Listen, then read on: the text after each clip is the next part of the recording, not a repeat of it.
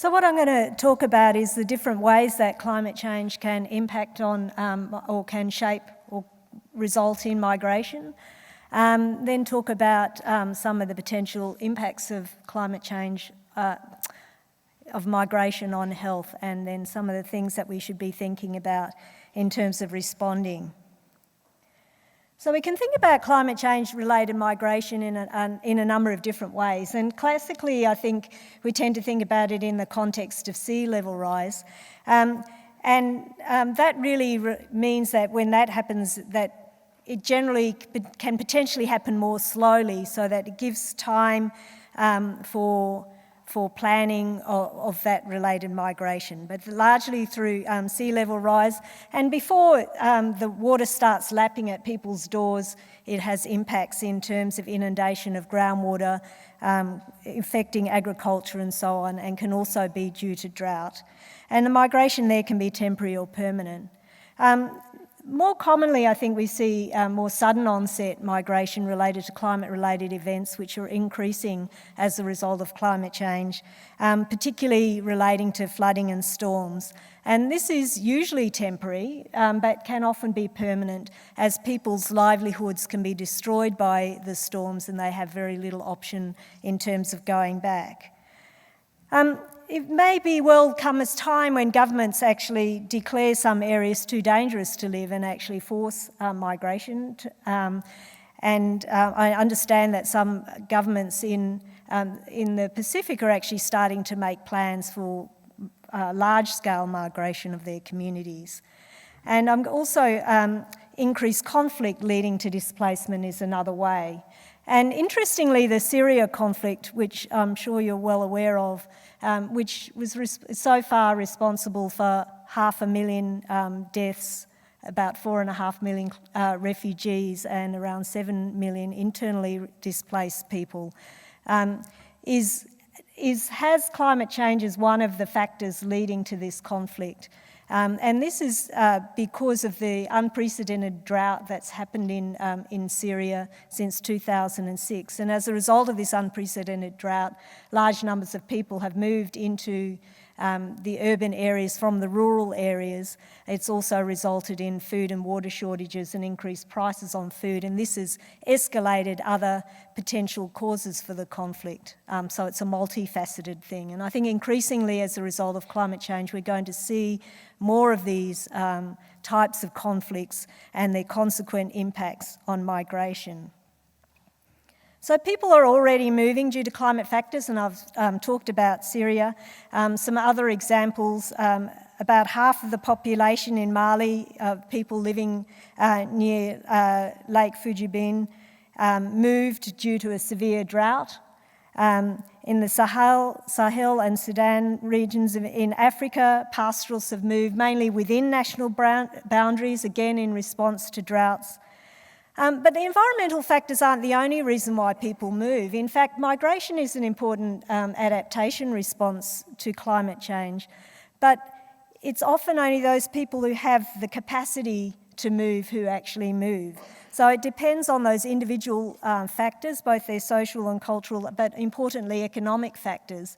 And people who are left behind are often the most vulnerable. So when we think about climate change-induced migration, we also need to think about those people who are left behind and what happens to them. So it's a coping strategy. And migration can happen within a country or abroad. In the Syrian example, the largest majority of displaced people due to the Syrian conflict is internally within the country rather than abroad. So severe drought in 2011, affecting Somalia, Ethiopia, Kenya and Djibouti, resulted in many, many deaths, acute malnutrition and infectious diseases, and again resulted in increased migration both within and across borders. And to give you a bit of a sense of the scale of it, in July 2011, 1,300 Somalis were arriving every day in northeastern Kenya and 2,000 per week to Ethiopia. So we're talking about potentially very large numbers of people moving into countries that may not themselves have the capacity to support and respond to this migration. And it's been estimated that a sea level rise of 1 metre, and I understand that due to the melting that's already occurring in Greenland and West Antarctica, that a sea level rise of 1 metre is certainly on the cards. It's been estimated that could displace over 20 million people along coastal regions of Bangladesh, Egypt and Nigeria. So what are some of the health impacts of forced migration? So Stephanie was talking about migration that wasn't forced necessarily, that people were moving largely of their own accord with the better opportunities in other countries. But the large part of migration that happens globally is forced migration, and as such, people have potentially less capacity to adapt and respond to that situation. So particularly people may experience quite considerable social isolation with consequent mental health impacts by virtue of having to move away from their communities and being placed in areas with new social dynamics and so on. And most migrants, particularly those who have been forced to move, have a reduced socioeconomic status than what they had in their previous work. And we've seen that in Australia many, many times. The people who were refugees from the Vietnamese conflicts, gave up their professions and did a lot lower socioeconomic status jobs when they reached Australia, and then now we're seeing subsequent generations regaining that. There's often a significant potential communicable disease risk, and that's often because of where people migrate to. So often when people migrate, in order to move in large numbers without displacing other populations, that means that they're more likely then to potentially move on to areas of marginal land where they may get more exposure to infectious diseases, as well as crowding, particularly in camps and the like, where people have greater exposure again. Forced migration can also result in food shortages and challenges for nutrition, challenges for water and sanitation, and also inadequate access to health services. So the other alternative, particularly for these more slow-moving climate impacts, is to think about planned displacement. And as I mentioned earlier, some countries are actually actively thinking and planning movement of their peoples in response to climate change. But it's worth thinking that often hasn't been done well in the past. So where has it been done? We can think of where people have been moved because of the building of dams, for example, where people then have been flooded and forced to move. And in those situations, often there had been not sufficient account taken of the impacts and how to deal with them. So people who have been moved in a planned way can still have issues in relation to their mental health, food insecurity, infectious diseases, and some of those social outcomes, unless it's planned really well and thought through, both in terms of thinking about that population, but also the people to where they're moving, and potentially significant cultural disruption, which has been seen in a number of places. So when we talk about migration, we often think about the external, but as I mentioned, in Syria, we could look at, for example, the movement of people in response to the drought moving into urban areas, and then that having potential consequent larger impacts on the society as a whole. And this often happens in response to climatic factors, and it's already happening in Bangladesh and in the Mekong Delta region, where as a result of sea level rise and storms, people losing their livelihood in their homes and then moving into urban areas where to try and be able to continue to live. And they often then form a large part of the urban poor, living in potential slum or insecure housing, and with consequent health impacts of that. So they then become potentially very vulnerable, at a high risk of climate change impacts in terms of where they're living, and also then a higher risk of both chronic and infectious diseases, potentially inadequate access to services, and also potential vulnerability to injury and violence as a result of living in these tightly crowded urban slums.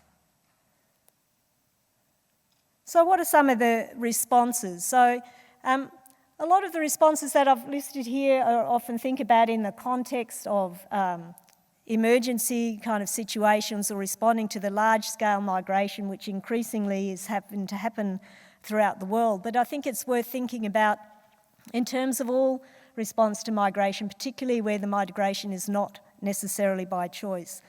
So in terms of making sure that people have access to high-quality healthcare, health education and prevention measures, that there's adequate disease surveillance systems in place and control of pathogens, but importantly targeting the hidden populations, those who may be more vulnerable within the large group who may need additional support and care. Our health interventions need to be monitored and evaluated and not just taken for granted that we're reaching the people we need to reach, and that the affected communities need to participate in that healthcare planning, and that's an important way of ensuring that the most vulnerable actually get their needs met.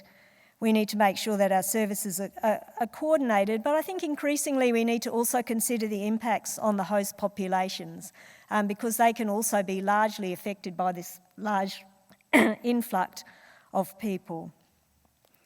There's also a need for additional research and data collection in terms of where people are moving, how we understand the health needs and the demographics of settlements, the health indicators and disease surveillance. So in conclusion, migration as a result of climate change is already happening and will increase. We know that even if we put in place the mitigation strategies that we need to in order to limit the risk of dangerous climate change, that the world will continue to warm as a result of the carbon dioxide that's in our atmosphere. As yet, we haven't reached that equilibrium. So we know that climate change-related events and sea level rises will continue. So we need to focus our attention on both mitigation, but we also need to focus on adaptation and supporting these people who are migrating. And that it can be an important adaptation to that. But we also need to think about how we can do better adaptation in countries before people migrate so that they don't have to have migration necessarily as an option. So for example, in response to drought, how we can support communities to respond to that drought better in terms of more drought-resistant crops, other ways of accessing water and the like, because that will be absolutely critical to try and prevent some of these large-scale needs for large-scale migration. That planned migration and support for immigrant and host populations result in better health outcomes, but we also need to consider that there will be people who don't have that capacity to migrate and they will also need our support. So I think the onus really is on us as we rich countries to better consider the consequences of migration and to be more active. And I think part of that is about a greater willingness to accept refugees and people migrating as a result of climate change and other factors. But I think it also needs to mean that we need to make much greater investment up front, both in terms of adaptation in countries who have less capacity to do so, but also in terms of supporting that migration so it has less damage to people's health. And finally, of course, we need to take much greater action in terms of climate change mitigation, and we really are on the cusp of a climate emergency. So thank you very much.